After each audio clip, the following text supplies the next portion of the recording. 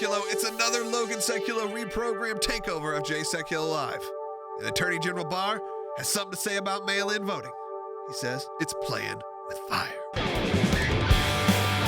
Live from Washington, D.C., Jay Sekulow Live. Phone lines are open for your questions right now. Call 1-800-684-3110. And now your host, Logan Sekulow. Welcome to the one and only flag-waving, God-praising, trail-blazing, heck-raising radio show / YouTube series / podcast. However you get your media, and either you see it or you hear it, it's the Logan Sekulow ReProgram takeover of Jay Sekulow Live. So if you're watching or listening on the Jay Sekulow Live feeds, hello, how are you? I'm Logan Sekulow. I'm with me is my buddy Will. You said me like a pirate. I'm with me, buddy Will. I was going to say with me. Oh, and with me. I get it. Yeah, I understand. Yeah, no, I understand. You understand what I'm saying. Well, lots been going on in the news. There has. This happened last night. Look, there's a lot. I've been commenting. You should be following me, by the way, on social media because I got some hot takes.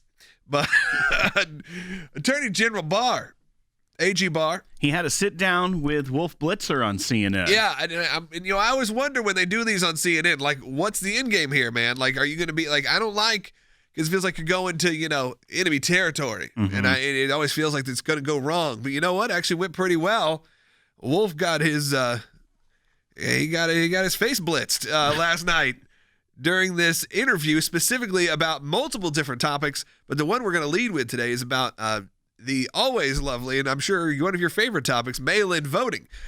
If you have a comment on mail-in voting, by the way, 1-800-684-3110. I'm instructing our phone screener to be a little loosey on today. 1-800-684-3110. Will, tell me what happened. Yeah, we should hear what the Attorney General told Wolf Blitzer because it was a sit-down in-person interview in studio. Yeah. We haven't seen those for a while.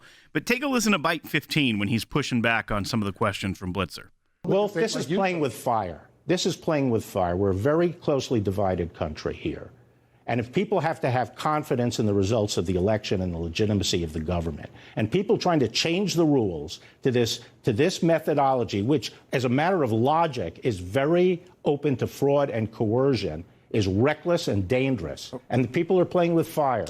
Yeah, playing with fire. Quote the Rolling Stones, if you play with me, you play with fire. I like how the Attorney General in this moment, he's a very calm man in the hearings when the opposition to him in those hearings, mostly Democrats, Democrats, people down, he's very calm and reassuring. With this, he showed you how important it is by getting a little bit of aggression back at Wolf Blitzer, who was being not the kindest with his questioning. He was poking the bar is the way to say it.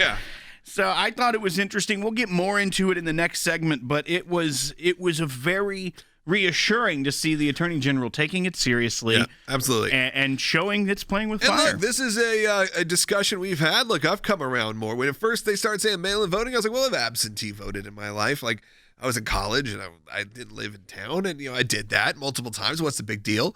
But now, one, as the issues with the USPS, which by the way, no one's talking about anymore. That just disappeared. That was the hot topic for liberal media for like a day. Okay, until somebody else stopped getting your mail. That's probably what happened. I've had a package sitting in North Carolina. Well, the USPS did delay some of their changes until after the election. I know, but it's always something. It's always one of these topics. And this one at least has, it came back yesterday because the president said, maybe we need to be double checking your votes in North Carolina, which I understand what he's saying. You can agree or disagree, but I understand what he's saying. I think the problem is we're all concerned about fraud, and we're also concerned of just not being able to deliver the mail on time, not being able to get it, and it becoming just a disaster of biblical proportions. Well, and I want to know what you think about this. 1-800-684-3110. That's 1-800-684-3110. Phone lines are lighting up because I want to hear from you and your thoughts on Attorney General Barr. Not just that, but his interview in general. We got a lot of other topics to get to as well. It's not just this for an hour. Trust me. You may have heard about what old Governor Cuomo had to say. Maybe we're going to touch on that. Okay, maybe threatening the president, what it kind of sounded like to me. We got that and so much more coming on the ReProgram. Welcome back to the Logan Sekulow ReProgram takeover at Jay Sekulow Live. We like to do this once a week or so. Get your real thoughts, get your feelings. Got some phone lines lighting up right now. If you want to get your voice heard on the air, 1-800-684-3110. During the break, if you're watching on social media or aclj.org, we played a clip, a much more extended clip from Wolf Blitzer v. Attorney General Barr. Yeah. About the mail-in voting situation. Kind of echoed what we had to say, our thoughts in the last segment. But I think we should hear a little bit more for those who are just listening on radio. We know, there's tens of thousands of you that watch live on social media. There's like 200 or plus thousand people, 300,000 that watch later on social media. But there's a couple million people listening right now on the radio. Make sure they hear this as well. So this is what, Bite 1? Yeah, Bite 1 is great. It kind of shares some of Attorney General Barr's concerns with mail-in voting from a bipartisan commission. Let's go ahead and play Bite 1. The bipartisan commission chaired by Jimmy Carter and James Baker said back in 2009 that mail-in voting is fraught with the risk of fraud and coercion. But since then, there have been until a lot this of investigations that haven't proved it. Let me talk. Yeah, please.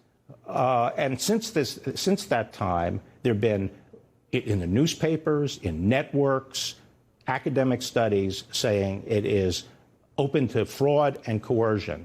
The only time the narrative changed is after this administration came in. But elections that have been held with mail have found substantial fraud and coercion. Yes, I mean, that is straight from the mouth of Attorney General Barr about this. We're discussing this, Will, and you brought up that there is, and Attorney General Barr brought it up, a really distinct difference between the mail-in voting situation and the absentee voting situation. Absentee is by request. Right. A lot of these states are asking for just everyone to get the mail. Yeah. Everyone to get one in the mail, get a ballot. And if you're not, unlike probably me and probably you, I get stuff from my previous person who lived in my house. I get government files because they've had clearly people who lived there before had some issues. And I get mail just hoping that maybe I know that person and can find, it's not clear cut. And this is where it gets ridiculous. And I think then we got to take it, mail it back in, and the issues. And again, I honestly think the fraud part about this is a small part. Right. To me, the main situation is the technical counting, distributing, and then counting and receiving is the concern I have, which seems like a nightmare. Well, and I think when he says to try and change the rules is playing with fire, and it could come up with lessening people's confidence in the result of the election, is probably the key issue that I have with it, is that all of the issues you're listing, not just the fraud, not just the technical side of it, but even just the confidence in the result, is what is detrimental to the republic in general. And he even cites examples of someone in Texas that they prosecuted, the Justice Department prosecuted, someone who had collected 1,700 ballots and then filled it in how they wanted it. Oh, well, then there you go. I mean, there's just straight up fraud. In some of these elections that are close, then that could be a deal breaker. It could make the difference in some of these states. We do have a phone call coming in about this. We've got lots of phone calls. We'd love to hear from you too. 1-800-684-3110. This is from Steve. Steve, you're calling in New Hampshire, I believe, on line 1. Welcome to the broadcast. Hi, thank you. It's my first time call. I wanted to know, first of all, is this a state issue, and is this mail-in voting issue being challenged in any of the court systems, and could it get to the Supreme Court before the election? So I'll hang in up courts, and is it a state issue? Now, the states run the how the elections are done. So there actually are some states that have mail-in voting. I believe Utah is one of them. Yeah. There's a couple other, maybe Oregon. They have this kind of universal mail-in voting. I think one of the differences, too, is on this rushed timeline. Yeah, I mean, you're talking when you're changing the rules in the middle of the election, you start ending up with a situation where they're not prepared to do it. So in the state where we live, because you can get an absentee ballot without an excuse. Like some states require, like, I am at college, so you have to certify that. I like how I am at college. Well, I feel like that's official. If I'm certifying something, I have to be very specific. Yeah, you have to put a space bar, a space between each individual word, a period. Right. I am at college. And then Leave you sign me off alone. on that. But what you end up having there is that in our state, you don't have to have that excuse. You can just get one for any reason. Now, a lot of people are requesting it but that's a second. I'm fine with that. It's a second check on the system. You are making sure that you are doing your job as well. This isn't and just they can verify you're right. on the voter rolls. Well, it's not just sending out to what was that in Atlanta? A dead cat? Yeah, a deceased cat received a ballot. Received a ballot to vote because it was just sent to names. Just a name. It wasn't even that cat hadn't voted before. No, cats can't vote. They bought the list from Petco, and it got real confusing. Right. Well, I mean, you bring up that point, and I think that's when the president, took a little heat yesterday over saying, you should be essentially checking the votes and saying, I think there's a real concern there, which is if you vote and there's not a confirmed, you have been tabulated, your vote has been received, then you'll always have that question. You will always have it of whether your vote counted. Now, the second portion, though, of his question is, will there be lawsuits? Yeah. And I think we're already seeing that in some jurisdictions at the state level. Yeah, it's just whether the timeline, really, right? Because it's 60 days from today, guys. 60 days. This is the countdown really begins. Right. It's just crazy to think about because in your head, this is not what 60 days out from an election looks like. No. Especially trying to redo the way you're going to vote. Right. Redo the way you vote. You think about every election we've ever had. If it's 60 days out, that means the president, the vice president would be out there to thousands of people each and every day. There would be a whole litany of things that would be happening and all the pomp and circumstance and all the fun and all of the drama. And it's just nothing. It doesn't even feel like the election is happening in some places. I'll see a sign every once in a while as I'm driving around, whether it's a Trump sign or a Biden sign or a third-party libertarian sign. But it's still not the same. Right. Maybe when the debates start happening, I know that was announced, right? Chris Wallace is doing the first debate. He is, yeah. CNN had some issues with that. Well, I mean, I kind of have some issues, too. I'm not the biggest Chris Wallace guy. But, I understand that they had more issues. Fox had more, or CNN had more issues that just Fox got the debate, right? Right. They're like, look, they're being rewarded. That was from that was from an email. For some reason, you're on their email list. Well, I get Brian Stelter's Reliable Sources newsletter because it's all. And happy birthday to it's his birthday. Our favorite media analyst. Me and Brian Stetler are 2 months apart, almost very close. He just turned 35 years old, so congratulations, happy birthday to Brian Stelter. Keep going out there with your holiday tours and your big swing music. I love it every year. And you're still the wrong. Jump, Jive, and you're Wail, the wrong one. I know right. It's the only one. Yeah. Stray cats and lovin'. Blonde Pompadour, Brian Stelter Zoot Orchestra. Suits, right? Yeah. Is that called a zoot suit? Yeah, I don't think he would wear that, Brian Stelter. But that was like the swing thing, right? That was the thing. All right. Swing votes. Yeah. Are you going to start wearing zoot suits on air? No, I don't wear sleeves. Oh. Well, I mean, short sleeves. Short sleeve. I don't wear long sleeves ever. I can wear a short sleeve suit. I don't know how that'd look. I don't know if that's a thing. If I had big muscles, it would look good. Okay. You ever seen people with like the cut off tuxedo jacket? Mm-hmm. That's what it would look like. Like where they rip the arms off? Yeah. It's like, because, you like to party. Yeah. Yeah. You can go have some fun. Right. Yeah, you got to return that to the rental place. Uh-huh. Right, You're going to get a heck of a cleaning fee. Yeah. Wasn't Brian Stelter? What'd he say? Well, he was just saying, first of all, he took the day off for his birthday, so it was from Oliver Darcy, who's by the way, do you guys do that? I don't know anyone who takes off the day for their birthday. Well, really. Especially like the day before, because this newsletter comes out the night prior. Your election's 60 days away, man. You couldn't have just waited a little bit of time? Like, this is your prime time. Well, he's upset. Like the thing. I don't know. Go ahead. He's upset. He was upset that Chris Wallace got the... He got the pick. Because he says it's a reward for a dishonest network. First of all, let's not throw stones, CNN. Right. Don't throw stones in glass television networks. Right. There's a screen. It's made of glass. Don't throw stones. Yeah, plasma.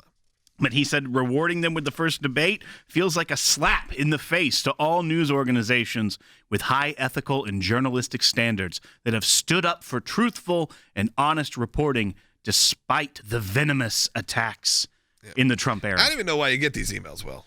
Because you got to. I only get emails. Someone's got to read them. I got to read it. I'm one of 5 people that probably gets this newsletter, and it's like the wrestling figure newsletters that I'm on. It's Like good you're like, content no one for else the is reading program. this. I'm the only person. I only get emails from the Build-A-Bear workshop. Does that not just sound like sour grapes, though? Like they were really hoping for a Wolf Blitzer pulling off I'm the sure big they're getting debate one, moderator. right? No. It's No, no. CNN doesn't No, get it's- one at all. no, and I don't even think CNN or Fox News specifically is getting it. Oh, Because they're it's a just presidential. he's just moderating. Right, That's yeah. right. Remember, it's yeah. they broadcast it everywhere. Yeah, that's right for the general general election, right? So it's a C-SPAN host, and a Fox and News then host. NBC host, and then I forget. There's one more that has it for the vice presidential debate. I forget.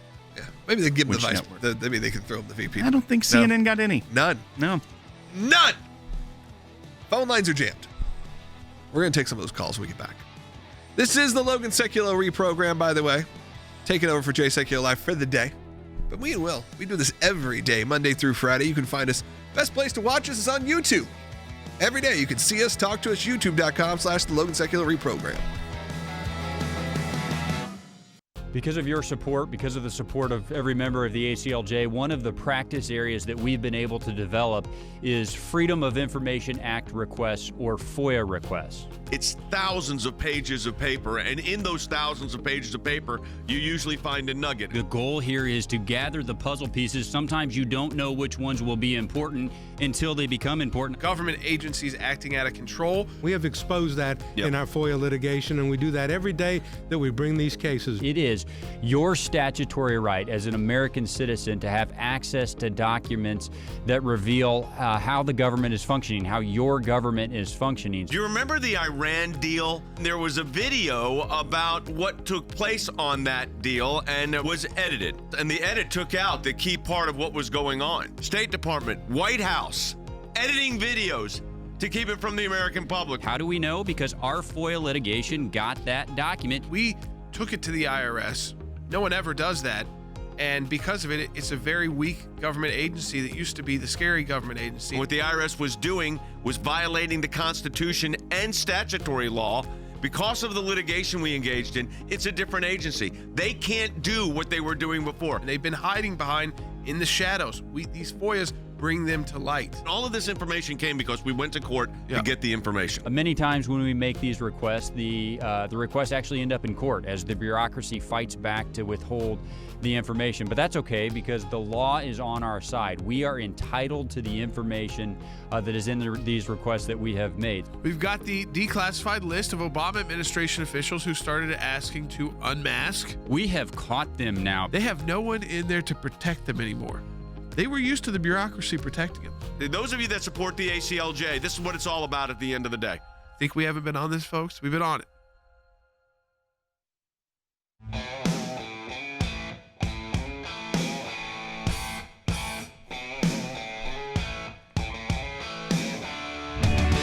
Welcome back to the Logan Sekulow ReProgram. Takeover at Jay Sekulow Live. How you guys doing? We got some phone calls coming in about the whole mail-in voting situation. Then we're going to move on, talk a little Cuomo. Then we got some other topics to hit too, Will. I think every time we do the takeover, we have a Cuomo story. That's because I love him. I know. That's I don't why love him. I was setting you up for that. Clarify. I love to talk about him because he's always getting into mischief. Let's go to Kathy, though, who's calling in California. Kathy. I'm sorry. I think we went to Mary. It's fine. If we're going to Mary, Kathy, I'll get to you next. Mary in California. Welcome. Hi. Hey, I just wanted to share that I've lived in my house for almost 12 years, and I recently got notification that I was going to get a mail-in ballot. But I also received notification for my son-in-law's mother, who used to live here 12 years ago, who now lives in Wisconsin. And so this thing is just fraught with fraud all over the place. Mary, that's just that's going to be the normal occurrence. That's the crazy part of all this. You got to think about this. It's not just about the occasional someone's going to get an issue. It is going to be like this everywhere because the voting records are a mess. And Mary, voting registrations. You're talking about this issue, bringing it up, and obviously the person who no longer lives there is probably no longer registered to vote in California. That ballot and according to the state of California, should not be returned for voting. Now, I know Mary will do the right thing, but I feel like the vast quantity of how many ballots of these are going places that they won't be able to even know how many of these, like you can't track how many of these are just returned willy-nilly with no care for the law. Well, look, I'm sure if you've moved states, right, often you register to vote in the state you're living in. Do a lot of people go and deregister to vote? It doesn't necessarily work that way. I don't think the state election committees say, "Oh, hey, like your driver's license," which is probably the issues they'll update. Yeah, say, that's hey, probably the here. issues that Mary's having here, which is that they're not updating their records. Even if that person has moved and re-registered someone else, right, it doesn't necessarily always remove them from the system. Thank you, Mary, for calling. I hope that I appreciate it. I appreciate you calling and sharing that point of view, because I think that's what's going to start happening. And hopefully people are truthful and honest, but we live in a very broken world, so who knows? And California is one of the states that is doing this universal. They're turning to that. They're sending it to everybody, because I mean they have had one of the worst outbreaks for COVID-19, but it is so bad that you can't even go to get a hair salons. You can't even they're shut down. Get a haircut there, Will. Unless you got special treatment. If no one else can work. No one can get their haircut unless you're the Speaker of the House. Yeah, we got to come up with fun puns about the Nancy Pelosi haircut.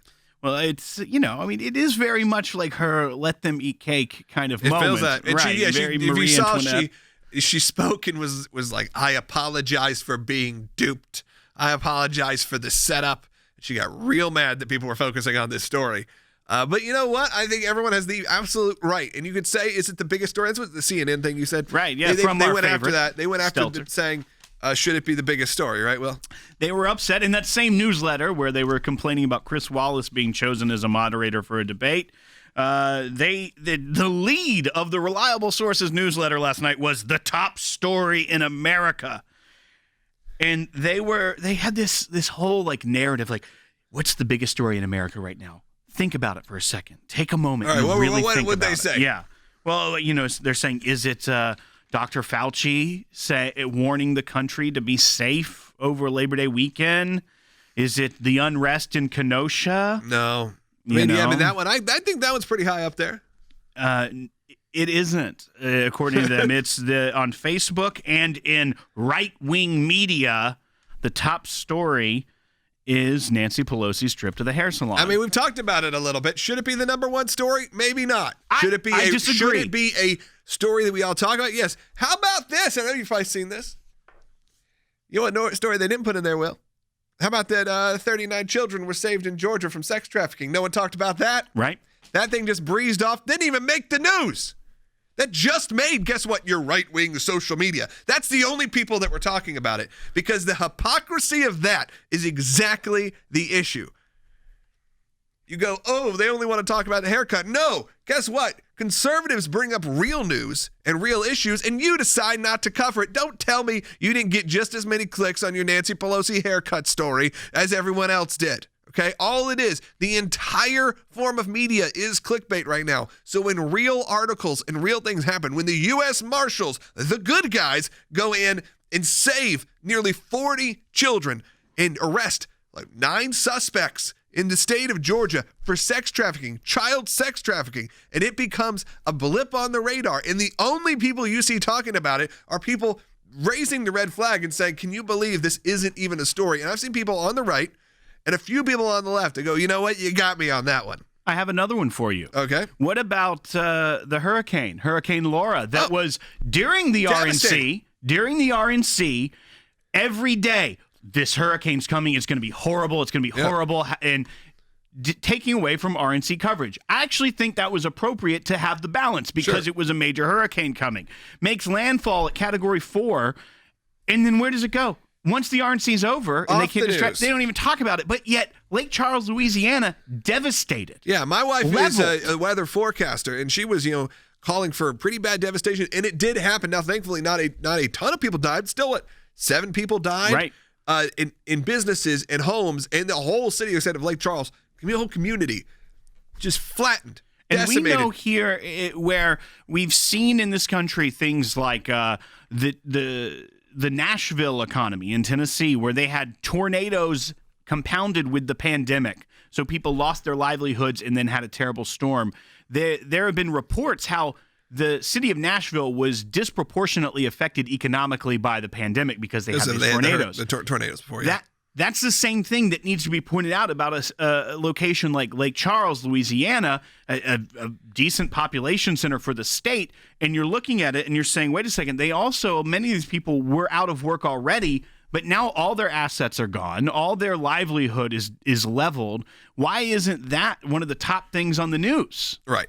No, it's because it's not part of the narrative. If it's not part of the narrative, it's not going to get covered. Right. And you should realize that's why you got shows like ours, the Logan Sekulow ReProgram. That's why you got shows like Jay Sekulow Live. That's why you have the work of the ACLJ to expose the truth, the deep state, everything that's happening.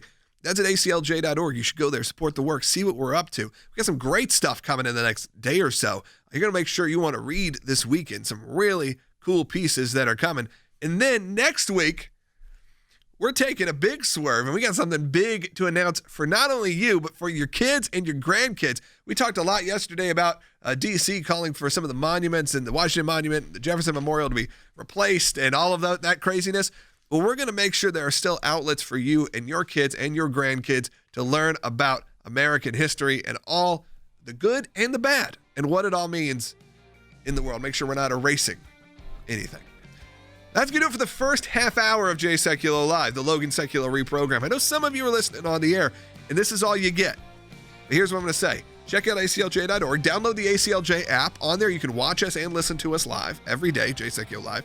But the Logan Sekulow ReProgram is really fun. You should check it out. It's a show Will and I do each and every day. We talk about the world of politics. We talk about news and pop culture, and we have a lot of fun doing it. Come get riled up with us. YouTube.com/Logan Sekulow ReProgram to watch it every day or find it on all your favorite podcast players. That's on Apple Podcasts, Spotify, however you get your podcasts. You'll find us there. Join the Logan Sekulow ReProgram Facebook group while you're at it. It's private. You got to get an invite. Click a button. Be right back.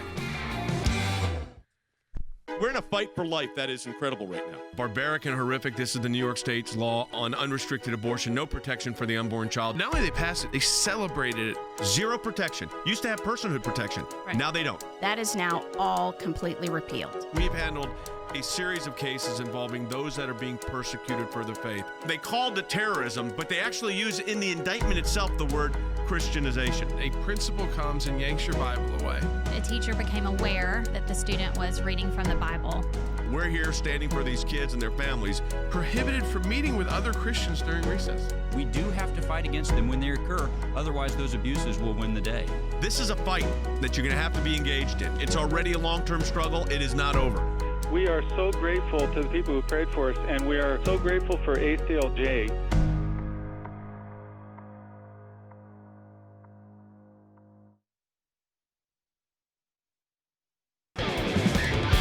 Live from Washington, D.C., Jay Sekulow Live. And now your host, Logan Sekulow. Welcome back to the Logan Sekulow ReProgram takeover at Jay Sekulow Live. How you doing for this Thursday? We appreciate everyone who listens, and all of you that are watching online, welcome. We got some phone calls coming in. Give us a call, 1-800-684-3110. Before we went to break, if this is if you heard the last segment of the show, Will, I briefly talked about yesterday. We went over how the mayor of Washington, D.C.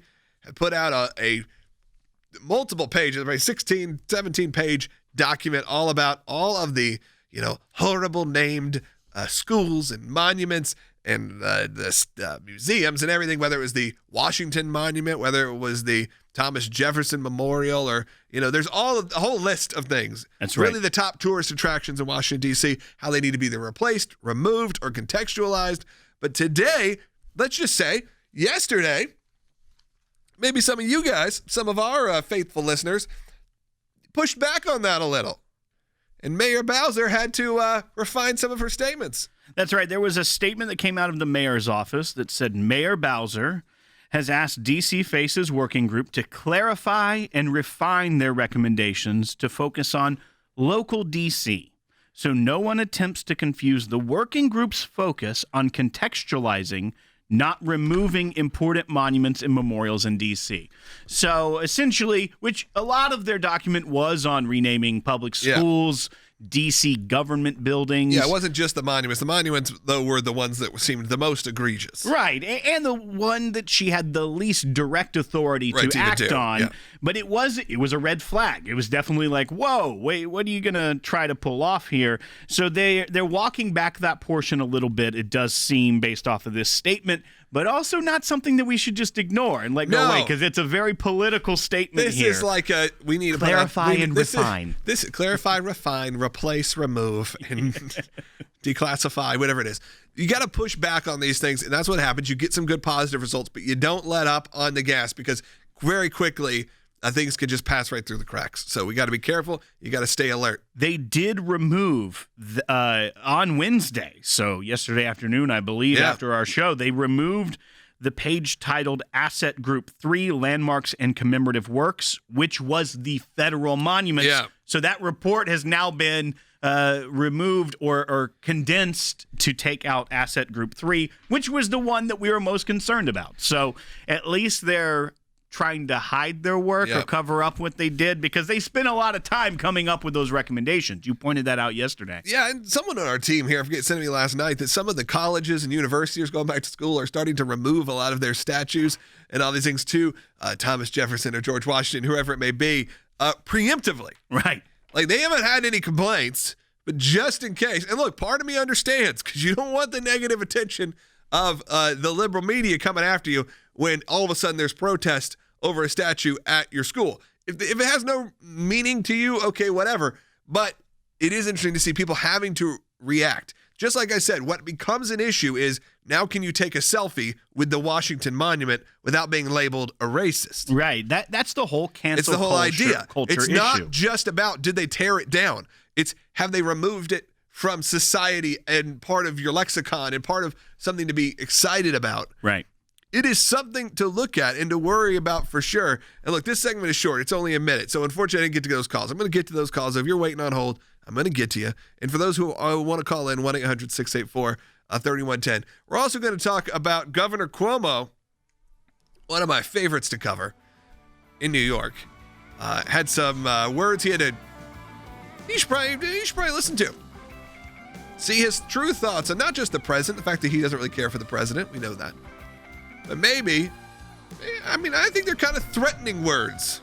Something you really want to be doing as a governor of a state there, Mr. Cuomo? Look, when we get back, we're going to go into all that.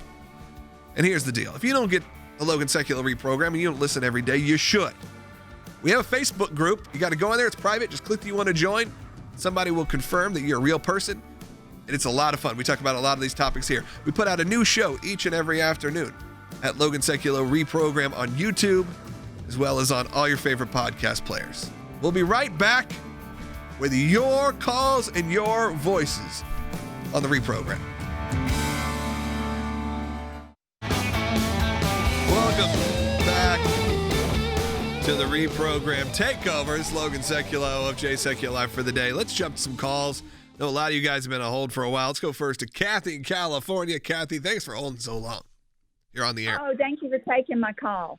I recently heard a report out of San Diego, thing called the DeMaio report, where they were saying what the Democrats can do with all this mail-in voting thing is say, not just within a couple of days, but they can actually put off saying that we do not have an actual account of who won until, say, even January. And by then, because they say we've got to get all these votes counted.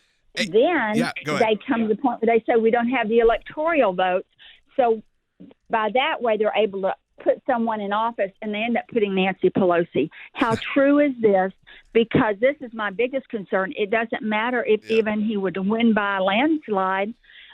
If this is the case, he will not win. Well, the Nancy Pelosi part aside, her becoming the president by, Well, proxy, and also your dad has addressed this on air on this show that he in no way believes that we will get to Inauguration Day without one of the two candidates, either Donald Trump or Joe Biden, being declared by the Electoral College the president. However, Kathy, that being said,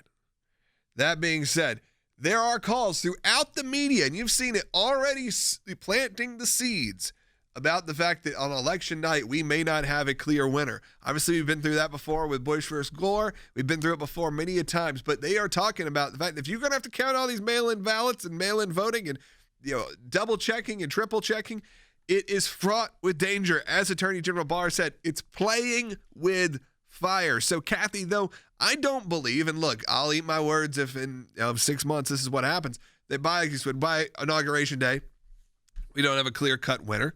Then sure, then maybe I'll eat my words at that point. I don't think that's what it's going to be. But do I think that November 3rd in 60 days, we will have a clear-cut winner at the end of the night?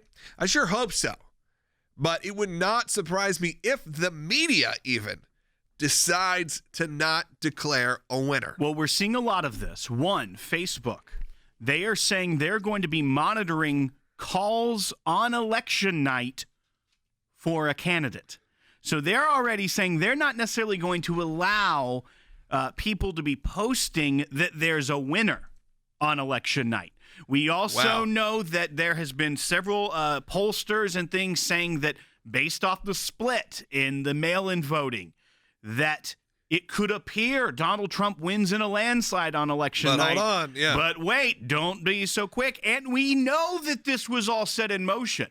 By the former Secretary of State of the United States, your favorite person, and losing presidential candidate Hillary Clinton when she said this. This is a big organizational challenge, but at least we know more about what they're going to do. And, Joe Biden should not concede under any circumstances, because I think this is going to drag out, and eventually I do believe he will win if we don't give an inch.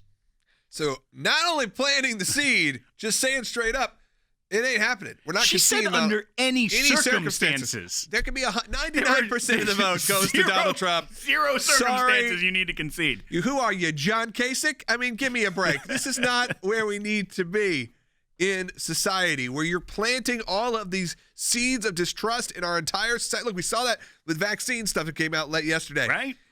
I couldn't believe it. And of course, why wouldn't this be the case? So there's some reports out that the CDC is trying to get, by November 1st, some of the areas up and running. They told ready to states to be prepared to start distributing vaccines, because the CDC has been working with state health boards and departments of public health.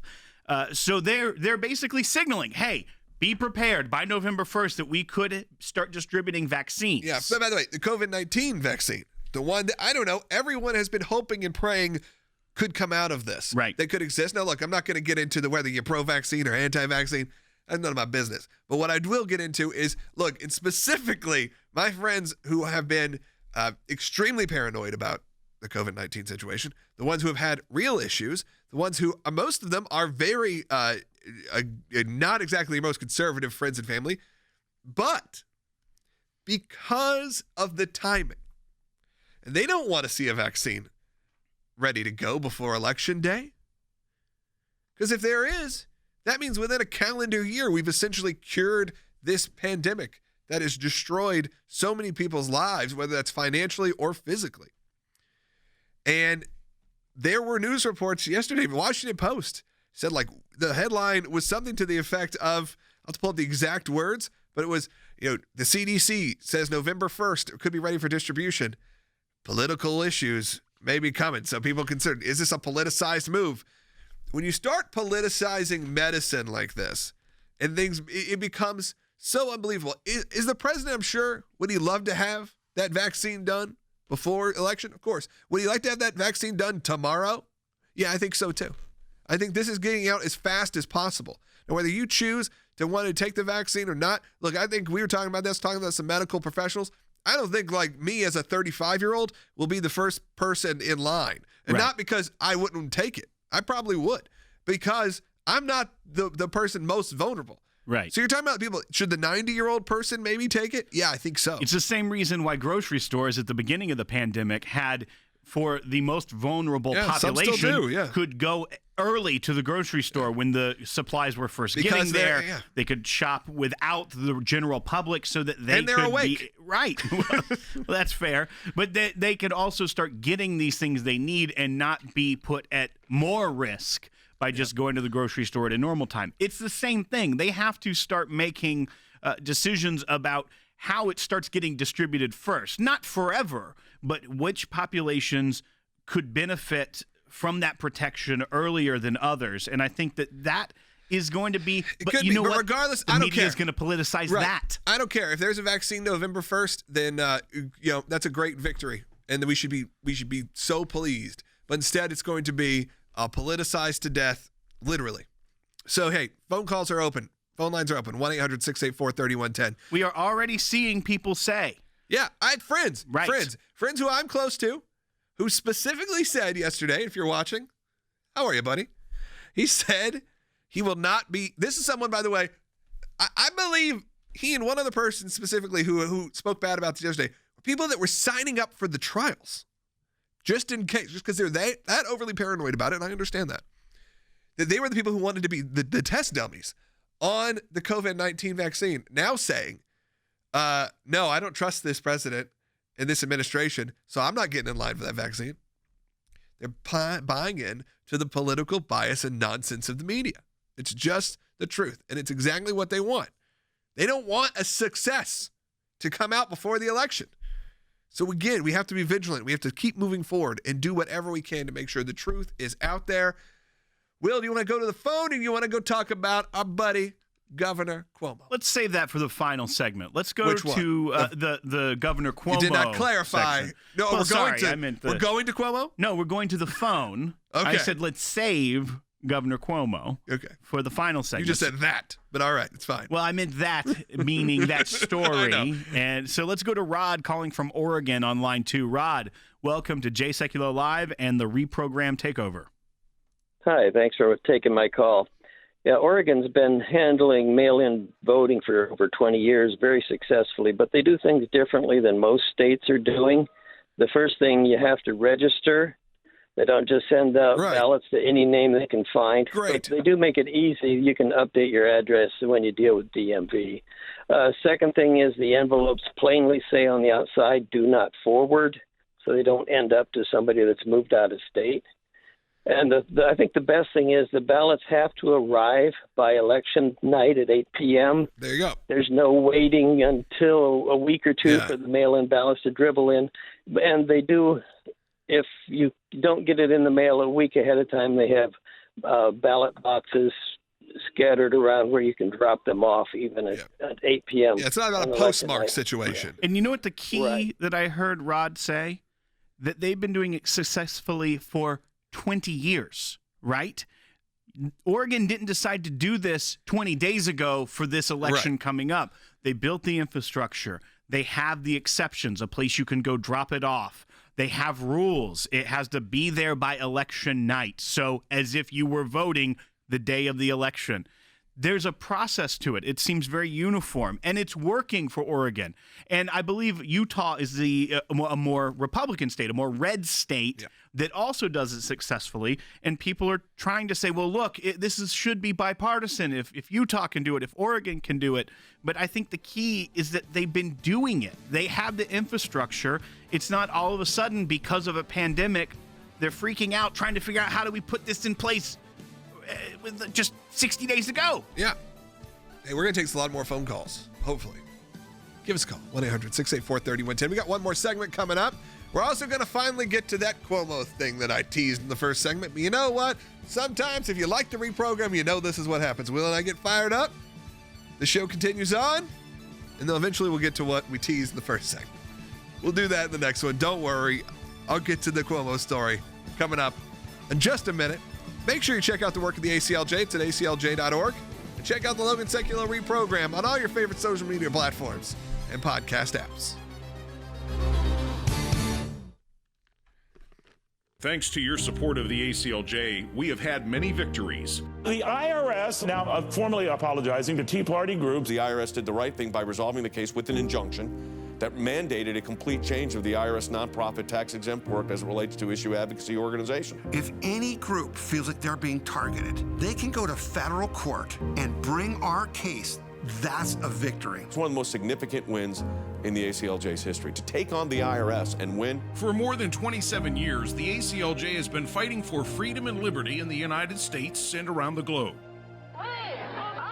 These are young people in their 20s and 30s that are doing this. They're fighting for life at a whole new level to beat back the abortion juggernaut. We've got a whole group of young lawyers that are defending them. Those of us that believe in life know that we're on the right side of history. We understand full well children are children, and they're precious in God's sight, and they're precious in our nation's sight, and they're precious to parents. But I actually think we're winning this. This is one of the social issues we're winning. The release of Andrew Brunson. He is the American evangelical from North Carolina, held in Turkey for more than 2 years. They're rushing us to the airport, and there was an Air Force plane that came from Germany that had been on standby. We're flying, and they finally left Turkish airspace. It's like, okay, now we're really out of Turkey and free again. We're grateful to ACLJ who put it out to these people, they were getting all this out. All of the people who prayed for us through ACLJ and through your contacts, I'm thankful, I'm grateful, and actually I'm astounded. We need your help as we continue this work here in the United States and around the world. Join us online at the American Center for Law and Justice at aclj.org.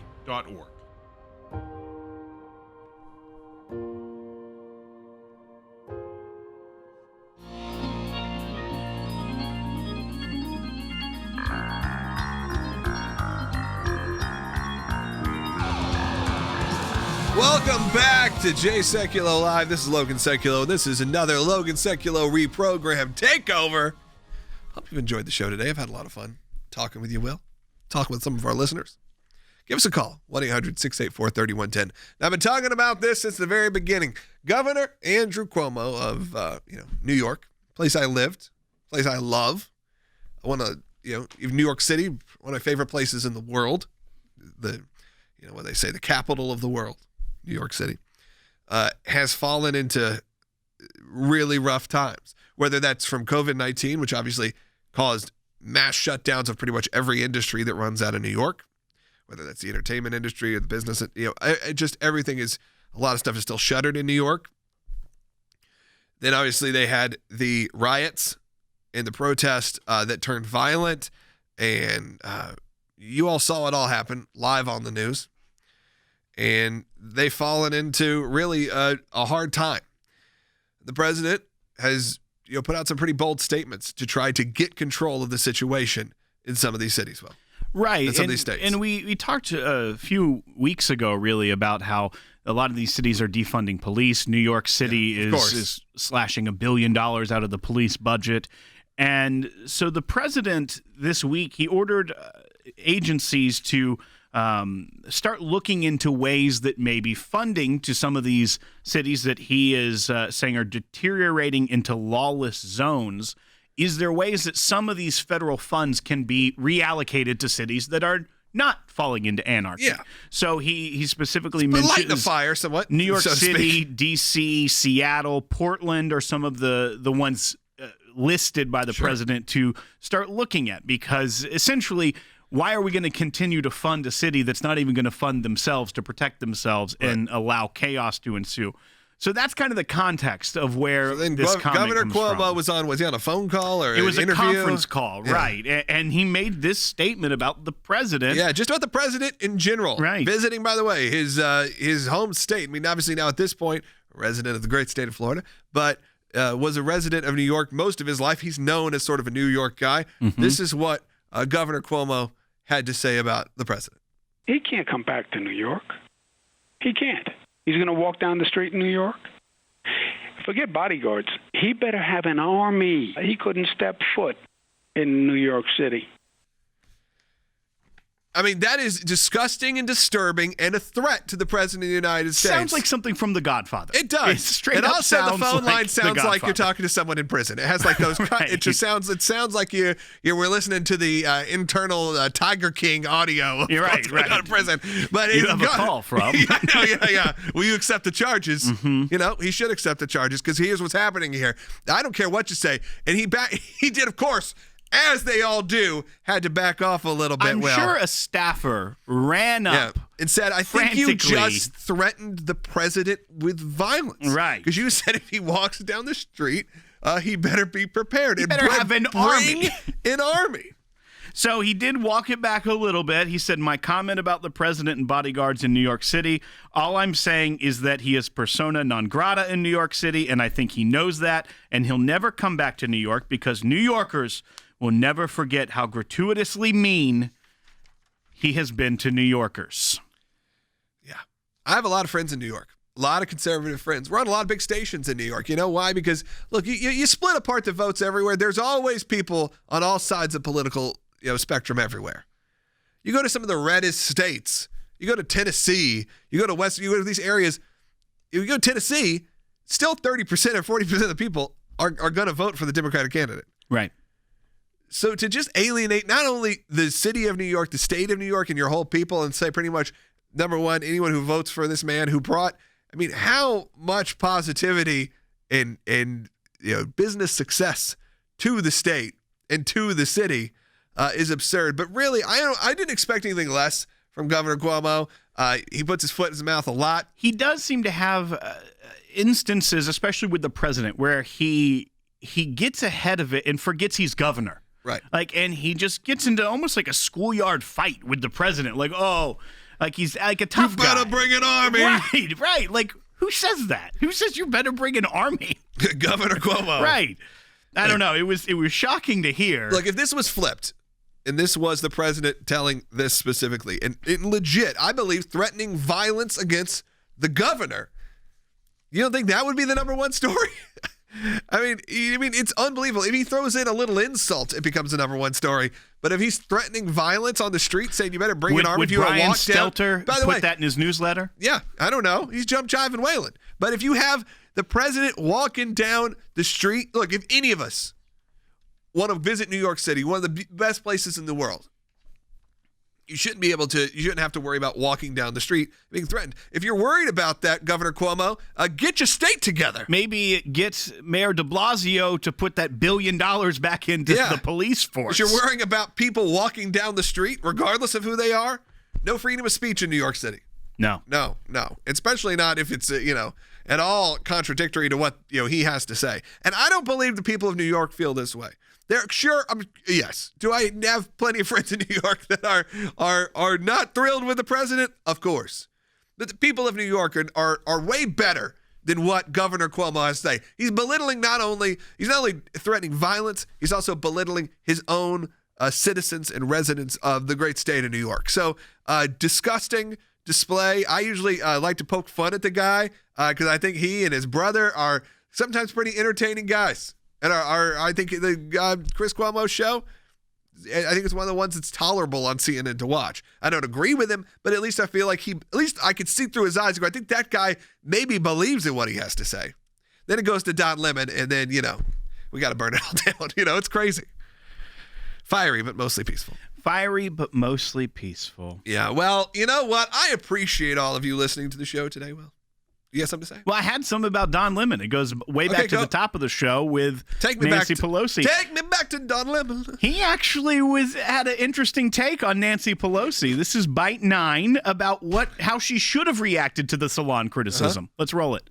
So the Speaker of the House is blaming the salon after she didn't wear a mask indoors. Tonight, the salon owner is denying it was a setup. Regardless. This far into the pandemic, the House Speaker should know what is safe and what isn't. We should all know.